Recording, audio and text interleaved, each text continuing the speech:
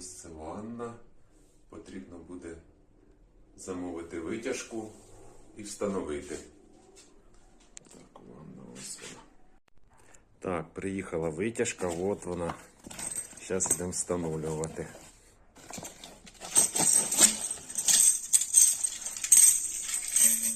Що?